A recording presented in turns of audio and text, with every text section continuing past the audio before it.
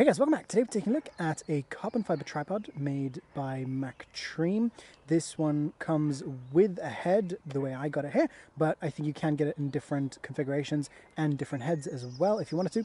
Now this is the sort of design that folds outwards like this, and then the center column can be adjusted up and down, and you can also fold it up with the legs this way and have the center column lower, but then it just won't be quite as compact, which means that it won't fit into its bag this way. As you can see, it becomes longer.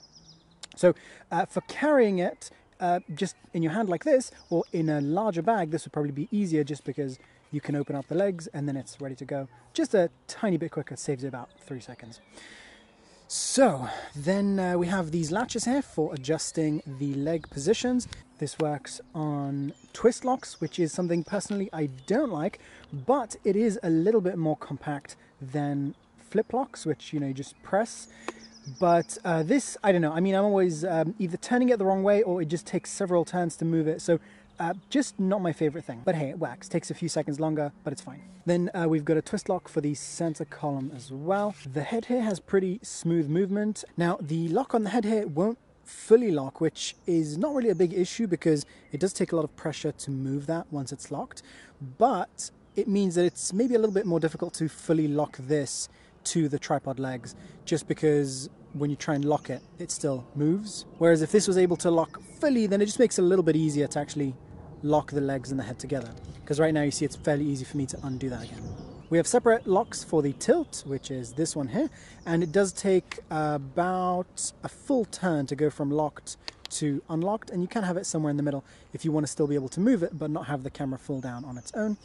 And then we have the separate lock here for the pan, and we do have markings on the pan there for you to be able to, let's say, do just that many degrees. And the markings here go from 0, 10, 20, 30, etc. 10-degree marks. Now this is the Arco Swiss type of quick release, and some people like that. Personally, I don't, but I mean, it's fine. It just means that it's not quite as secure as some other ones. So for example here, if I untwist this, half a turn, and that's released. So not ideal.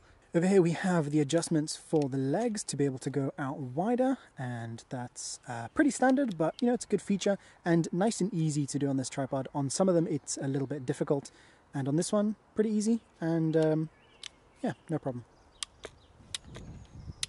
Now rigidity wise, this is actually very good. So if I try to sort of push this and manipulate it and basically get the legs to twist in ways that you don't want them to twist, it's actually holding really, really strongly, but the head actually has more wiggle, even once locked, than the legs. Once again, this is more intended for photography, especially the head, so that wiggle there is definitely not going to cause a problem for photography because you're never going to be pushing your camera that hard in the middle of a shot, because in general it doesn't move around.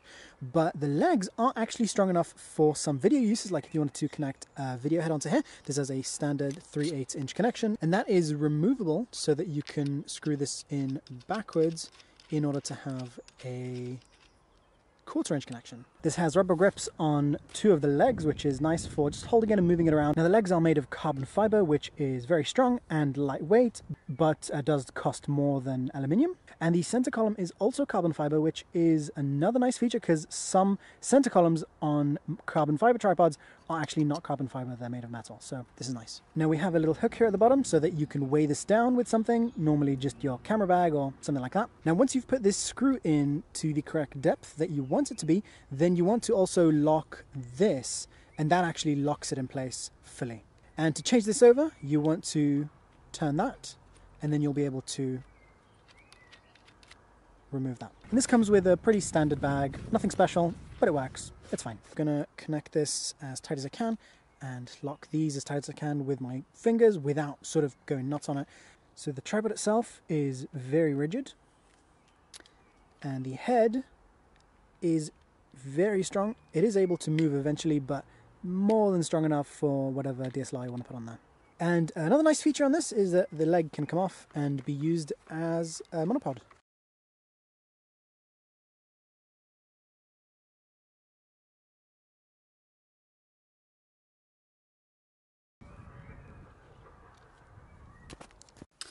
Well, my feline overlord has requested to come back home, so I'm back home.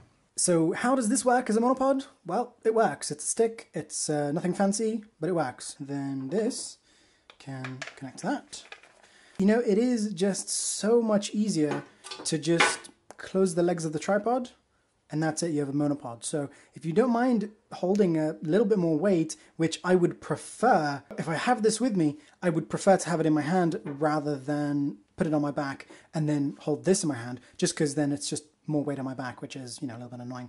So personally, I don't find this feature useful because when I need a monopod from my tripod, and this goes for any tripod, just close the legs and either have one leg extended and the rest closed, or have all three legs extended, just depending on what works better for me with that tripod.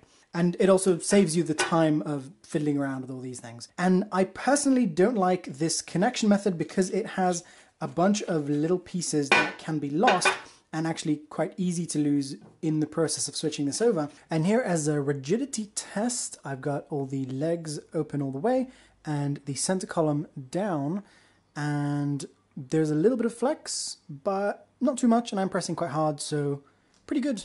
With the center column extended, we can get to about 167 centimeters, or around 5'5.5".